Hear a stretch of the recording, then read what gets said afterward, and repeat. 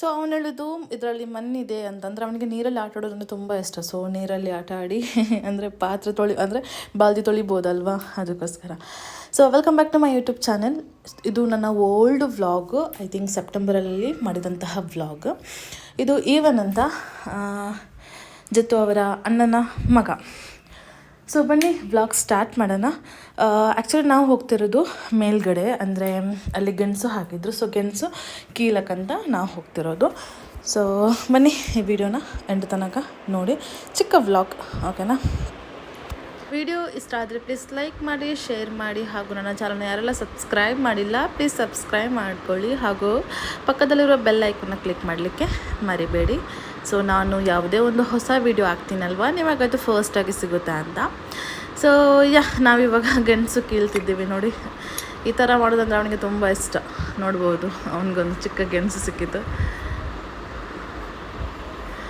So ಅದನ್ನೆಲ್ಲ ರಾಶಿ ಹಾಕಿ ಮತ್ತು ಅದನ್ನು ನಾವು ಗೆಣಸು ಕಲೆಕ್ಟ್ ಮಾಡಿ, ಒಂದು ದೊಡ್ಡ ಸಿಗುತ್ತೆ. ಸೊ ದೊಡ್ಡ ಗೆಣಸನ್ನ ಕಲೆಕ್ಟ್ ಮಾಡಿ ಆಮೇಲೆ ಅದನ್ನು ಬೇಯಿಸಿ ತಿನ್ನೋದಂತ. ಸೊ ಅದೇ ನಮ್ಮ ಮನೆ ಹಿಂದ್ಗಡೆ, ಅಂದರೆ ಸೈಡಲ್ಲಿ ಒಂದು ವ್ಯೂ ನಿಮಗೆ ನಾನು ಹೀಗೆ ತೋರಿಸ್ತಾ ಇದ್ದೀನಿ. ಆ್ಯಕ್ಚುಲಿ ಆ ಟೈಮಲ್ಲೆಲ್ಲ ಮಳೆಗಾಲ ಅಲ್ವಾ. ಸೊ ಮಳೆ ಬಂದು ಅದೊಂದು ಗ್ರೀನರಿ ಅಂದರೆ ವ್ಯೂ ತುಂಬಾ ಚೆನ್ನಾಗಿರುತ್ತೆ ನೋಡೋಕ್ಕೆ. ನೀವು ನೋಡ್ಬೋದು ಯಾವ ರೀತಿ ಕಾಣ್ತಿದೆ ಅಂತ. ಸೊ ನಾನು ಮುಂದೆ ನಿಮಗೊಂದು ಕ್ಲಿಪ್ಪಿಂಗ್ಸ್ ಕೂಡ ತೋರಿಸ್ತೀನಿ.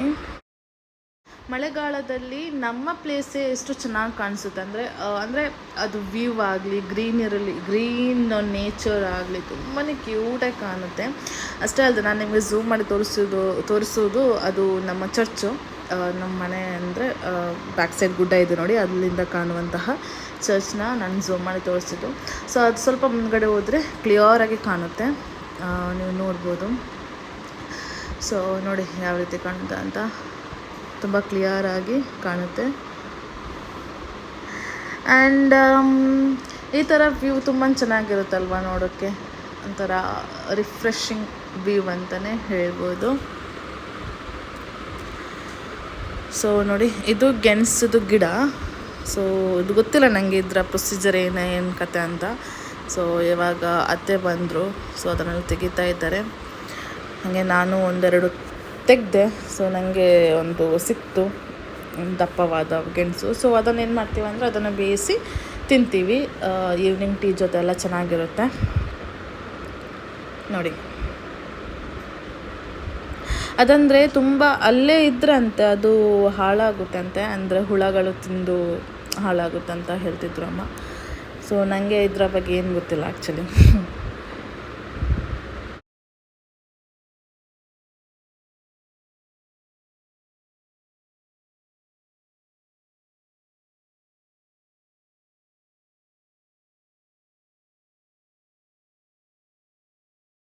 ನಾವು ಕಲೆಕ್ಟ್ ಮಾಡಿದ ನಂತರ ಅದು ಏನು ಗಿಡ ಇತ್ತು ನೋಡಿ, ಅಂದರೆ ಬಳ್ಳಿ ಇತ್ತು ನೋಡಿ, ಅದೆಲ್ಲ ತೆಗೆದ್ವಿ ನಾವು. ತೆಗೆದ್ರಂತ ಇವನೇ ಕೆಲಸ ನೋಡಿ, ಎಲ್ಲ ಮಣ್ಣು ತುಂಬಿಸ್ತಾ ಇದ್ದಾನೆ. ಇವನಿಗೆ ಈ ಥರ ಆಟ ಆಡೋದು ತುಂಬ ಇಷ್ಟ. ಎಲ್ಲಿಂದ ಮಣ್ಣು ಅಲ್ಲಿ ಹಾಕೋದು, ಅಲ್ಲಿಂದ ಮಣ್ಣು ತೆಗೆದು ಇಲ್ಲಿ ಹಾಕೋದು.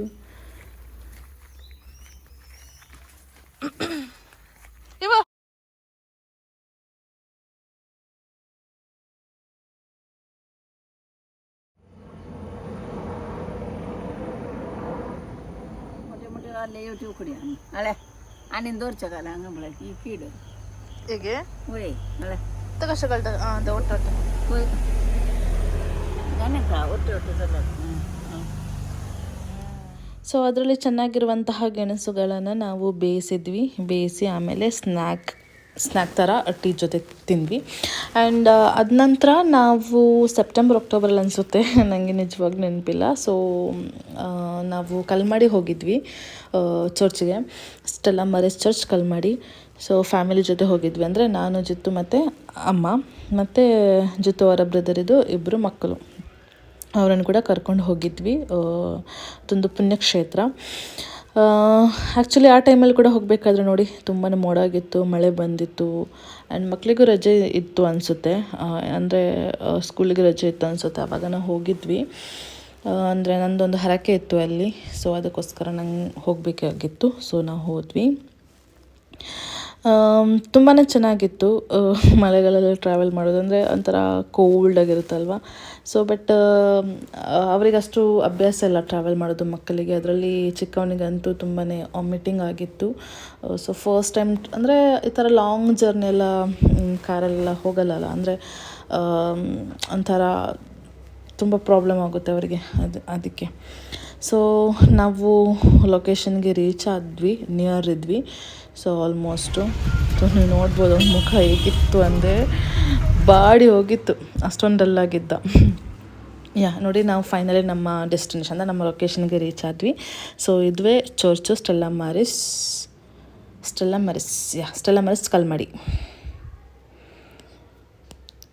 ಇಲ್ಲಿ ಬಂದು ನಂದು ಹರಕೆ ಇತ್ತು, ಅದನ್ನು ಕೂಡ ತಿಳಿಸಿದೆ. ಅಂದರೆ ಪೂಜೆ ಕೊಡಲಿಕ್ಕಿತ್ತು. ಆಮೇಲೆ ಮಾಡಿದಂತಹ ಎಲ್ಲ ಉಪಕಾರಕ್ಕೆ ಅಂದರೆ ದೇವರಿಗೆ ಕೃತಜ್ಞತೆ ಸಲ್ಲಿಸಬೇಕಲ್ವ.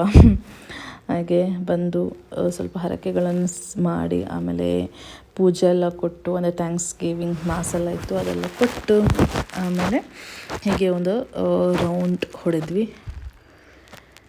ತುಂಬಾ ಚೆನ್ನಾಗಿತ್ತು. ಅಲ್ಲಿ ಮಾತ್ರ ಒಂಥರ ವೈಬ್ ಅಂತೂ ತುಂಬಾ ಸಖತ್ತಾಗಿರುತ್ತೆ, ಅಂದರೆ ಒಂಥರ ಪಾಸಿಟಿವ್ ಎನರ್ಜಿ ಥರ. ಸೊ ಚರ್ಚ್ ಒಳಗಡೆ ನೋಡಿ ತುಂಬಾ ಶಾಂತಿ. ಎಷ್ಟೇ ಕಷ್ಟ ಬಂದರೂ, ಎಷ್ಟೇ ಖುಷಿಯಲ್ಲಿದ್ದರು, ಎಷ್ಟೇ ದುಃಖದಲ್ಲಿ ಇದ್ದರೂ, ಈ ಥರ ಪುಣ್ಯಕ್ಷೇತ್ರಕ್ಕೆ ನಾವು ಭೇಟಿ ಕೊಟ್ಟಾಗ ಅಂದರೆ ನಮ್ಮ ಮನಸ್ಸಿಗೆ ಸಿಗುವಂತಹ ಶಾಂತಿ, ನೆಮ್ಮದಿ, ಸಮಾಧಾನ ಏನಿದೆ ನೋಡಿ, ಅದು ಎಲ್ಲೂ ಸಿಗಲ್ಲ ಆ್ಯಕ್ಚುಲಿ, ನಿಜ ಹೇಳಬೇಕಾದ್ರೆ.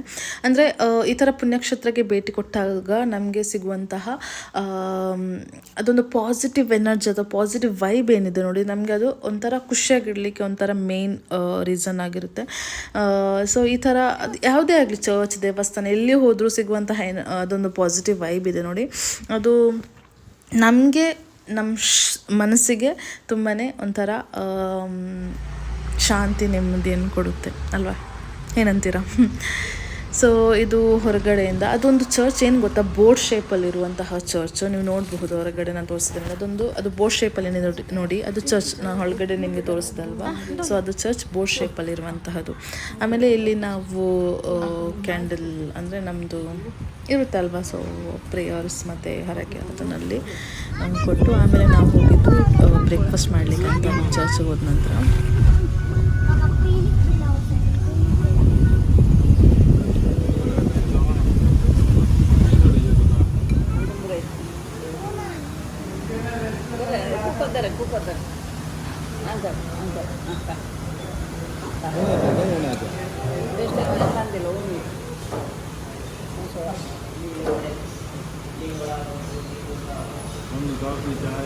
Prego.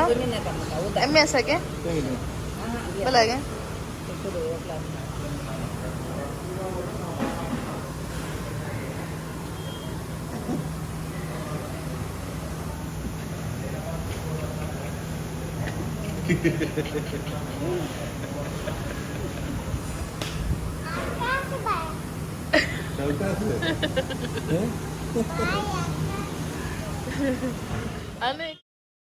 ಚರ್ಚ್ಗೆ ವಿಸಿಟ್ ಮಾಡಿದ ನಂತರ ನಾವು ಒಂದು ರೆಸ್ಟೋರೆಂಟ್ಗೆ ಬಂದ್ವಿ. ಅಲ್ಲಿ ಹತ್ತಿರದಲ್ಲಿರುವಂತಹ ರೆಸ್ಟೋರೆಂಟ್ ಬ್ರೇಕ್ಫಾಸ್ಟ್ ಮಾಡ್ಲಿಕ್ಕೆ ಅಂತ, ಅಂದರೆ ಮನೆಯಿಂದ ಬ್ರೇಕ್ಫಾಸ್ಟ್ ಮಾಡಿ ತಂದ್ವಿ. ಸೊ ಇವಾಗ ಹಸಿವಾಗುತ್ತಲ್ವ, ತುಂಬ ಲಾಂಗ್ ಜರ್ನಿ ಮಾಡಿ ಬಂದು. ಸೊ ಹಾಗೆ ನಾವು ಬ್ರೇಕ್ಫಾಸ್ಟ್ಗೆ ಇಡ್ಲಿ ಮತ್ತು ವಡಾ, ಬನ್ಸ್ ಆ ಥರ ಆರ್ಡರ್ ಮಾಡಿದ್ವಿ. ಆ್ಯಂಡ್ ಮಕ್ಕಳಿಗೆ ಒಬ್ಬಳಿಗೆ ವಾಟರ್ಮೆಲನ್ ಜ್ಯೂಸ್ ಆ್ಯಂಡ್ ಇವನಿಗೆ ಮ್ಯಾಂಗೋ ಜ್ಯೂಸ್ ಬೇಕಂತ ಆರ್ಡರ್ ಮಾಡಿದ್ವಿ. ಸೊ ಅವಳ ಜ್ಯೂಸ್ ಫಸ್ಟ್ ಬಂದಿತ್ತು ಆ್ಯಂಡ್ ಇವೊಂದು ಜ್ಯೂಸ್ ಬಂದೇ ಇರಲಿಲ್ಲ ತುಂಬ ಹೊತ್ತು. ಪಾಪ ಇವನು ಕಾದು ಪಾಪ ಅವ್ರು ಕುಡಿತಿರೋದು ನೋಡಿಯೇ ಇದ್ದ. ಸೊ ಅದು ಜಸ್ಟ್ ಒಂದು ಕ್ಲಿಪ್ಪಿಂಗ್ ಹಾಕಿದ್ದು. ಸೊ ಆಮೇಲೆ ಆ ಒಂದು ಜ್ಯೂಸ್ ಬಂದಿತ್ತು. ಸೊ ನಾನು ಕಾಫಿ ಆರ್ಡರ್ ಮಾಡಿದ್ದೆ, 5:30, ಮತ್ತು ಅಮ್ಮ ನೀರೇನೋ ಆರ್ಡರ್ ಮಾಡಿದ್ದು.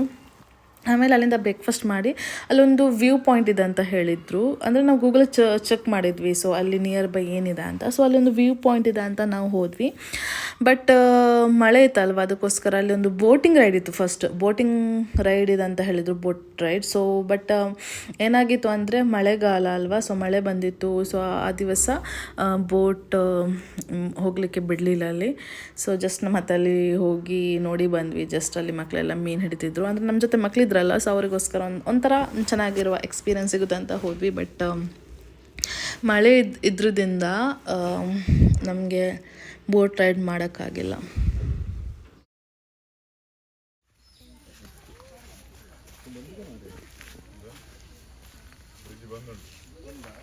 ಬೇರೆ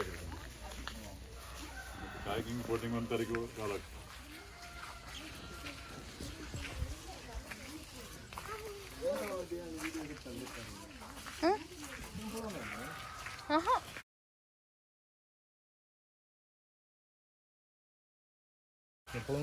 ಎಂತಗಿದೆ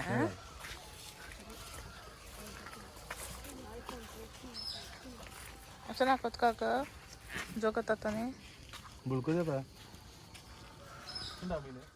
ಸೊ ಅದೊಂದು ಬ್ರಿಡ್ಜ್ ನೋಡಿದ್ರಲ್ವಾ, ಸೊ ಆ ಬ್ರಿಡ್ಜಲ್ಲಿ ಹೋಗಲಿಕ್ಕೆ ಬಿಡ್ತಿದ್ರು, ಬಟ್ ಆ ದಿವಸ ಮಳೆ ಇತ್ತಲ್ವ, ಅದಕ್ಕೋಸ್ಕರ ಬ್ರಿಡ್ಜ್ ಕೂಡ ಇರಲಿಲ್ಲ ಆ್ಯಂಡ್ ಬೋಟ್ ಕೂಡ ಹೋಗಲಿಕ್ಕೆ ಇರಲಿಲ್ಲ. ಸೊ ಆಮೇಲೆ ಅಲ್ಲಿಂದ ಮತ್ತೆ ಬೇರೆ ಅಲ್ಲೇ ನಿಯರ್ ಅಂದರೆ ಉಡುಪಿ ಹತ್ರ ಎಲ್ಲ ಇರೋದು ಈ ಥರ ಏನಂತಾರೆ ಸಮುದ್ರಗಳಲ್ವ. ಸೊ ಹಾಗೆ ಒಂದು ಬೀಚ್ಗೆ ಬಂದ್ವಿ ನಾವು.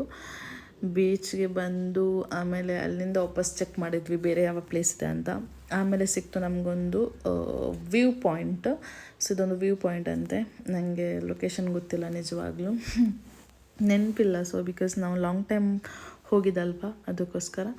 ಸೊ ಇಲ್ಲಿ ಬಂದರೆ ನಮಗೆ ಸಿಗುವಂಥದ್ದು ವ್ಯೂ ಪಾಯಿಂಟ್. ಸೊ ಇದರಲ್ಲಿ ನೋಡಿ ಸಮುದ್ರ ಮತ್ತು ಕೆರೆ ನೀರು ಏನಿದೆ ನೋಡಿ, ಅದು ಅಲ್ಲಿ ಜಾಯಿಂಟ್ ಆಗುವಂಥದ್ದು. ಸೊ ಆ ಥರ ಏನೋ ಇತ್ತು ಅಲ್ಲಿ ಹಾಗೆ. ಸೊ ಮತ್ತೆ ಮಕ್ಕಳನ್ನು ಕರ್ಕೊಂಡು ನಾವು ಬೀಚ್ಗೆ ಹೋದ್ವಿ ಸ್ವಲ್ಪ ಆಟ ಆಡಲಿಕ್ಕೆ. ನಾನು ಹೇಳ್ದೆ ಅಲ್ವಾ, ನಮ್ಮ ಮಕ್ಕಳಿಗೆ ನೀರಂದರೆ ತುಂಬ ಇಷ್ಟ. ಸೊ ಸ್ವಲ್ಪ ಹೊತ್ತು ನೀರಲ್ಲಿ ಆಟ ಆಡಿ ಮತ್ತೆ ನಾವು ವಾಪಸ್ ಬಂದ್ವಿ. ಆಮೇಲೆ ಅಲ್ಲಿಂದ ನಾವು ಹೋಗಿದ್ದು ಮಧ್ಯಾಹ್ನ ಲಂಚ್ಗೆ. ಆಲ್ರೆಡಿ ಆವಾಗ ಟೈಮ್ ಆಗಿತ್ತು ಲಂಚದು. ಸೊ ಲಂಚ್ಗೆ ನಾವು ಹೋಗಿದ್ವಿ. ಅಲ್ಲೊಂದು ಮನೆ ಕಾಣ್ತಿದೆ ಅಲ್ವಾ, ಸೊ ಅವ್ರದ್ದು ಮನೆ ಊಟ ಅಂತ. ಸೊ ಅವರು ಒಂಥರ ಫುಡ್ ಸರ್ವ್ ಮಾಡ್ತಾರೆ ಮನೆಯಿಂದ. ಸೊ ನೋಡಿ ಇದರ ಒಳಗಡೆ ಇರುವಂತಹ ಅದೊಂಥರ ಮಾಡಿದ್ದಾರೆ ಅವರು, ಊಟ ಮಾಡಲಿಕ್ಕೆ ಒಂದು ವ್ಯವಸ್ಥೆ ಮಾಡಿದ್ದಾರೆ ಅಲ್ಲಿ. ಸೊ ನಾವು ಜ್ಯೂಸ್ ಆರ್ಡ್ರ್ ಮಾಡಿದ್ವಿ, ಆಮೇಲೆ ಫಿಶ್ ಮತ್ತು ಏನು ಹೇಳ್ತಾರೆ ಪ್ರಾನ್ಸ್ ಎಲ್ಲ ಆರ್ಡ್ರ್ ಮಾಡಿ, ಆಮೇಲೆ ದೋಸೆ ಎಲ್ಲ ಆರ್ಡರ್ ಮಾಡಿದ್ವಿ. ಸೊ ಅದನ್ನು ತಿಂದು ಮತ್ತೆ ನಾವು ನಮ್ಮ ಮನೆಗಳಿಗೆ ಬಂದ್ವಿ, ಅಂದರೆ ನಮ್ಮ ಮನೆಗೆ ವಾಪಸ್ ಬಂದ್ವಿ. ಸೊ ಈ ವ್ಲಾಗ್ ಇಷ್ಟ ಆಗಿದ್ದಲ್ಲಿ ಪ್ಲೀಸ್ ಲೈಕ್ ಮಾಡಿ, ಸಬ್ಸ್ಕ್ರೈಬ್ ಮಾಡಿ ಚಾನಲ್ನ, ಓಕೆನಾ. ಪಕ್ಕದಲ್ಲಿರೋ ಬೆಲ್ ಐಕನ್ನ ಕ್ಲಿಕ್ ಮಾಡಿ. ಬಿಕಾಸ್ ನನಗೆ ನೆನಪಿಲ್ಲ ಸೊ ಡೀಟೇಲಾಗಿ ಹೇಳಲಿಕ್ಕೆ ಈ ವ್ಲಾಗ್ ಇತ್ತು, ಬಿಕಾಸ್ ನಾನು ವೀಡಿಯೋ ಇತ್ತು ಬಟ್ ನಾನು ವೀಡಿಯೋ ಇವಾಗ ಹಾಕ್ತಿದ್ದೀನಿ ಅಷ್ಟೇ. ಸೊ ನೆಕ್ಸ್ಟ್ ಟೈಮ್ ಏನಾದರೂ ಈ ಥರ ಡೀಟೇಲ್ ಇದ್ದರೆ ಕಂಪ್ಲೀಟಾಗಿ ಡೀಟೇಲ್ ಕೊಡ್ತೀನಿ, ಓಕೆನಾ. ಸೊ ಟೇಕ್ ಕೇರ್, ನೆಕ್ಸ್ಟ್ ವಿಡಿಯೋದಲ್ಲಿ ಸಿಗ್ತೀನಿ.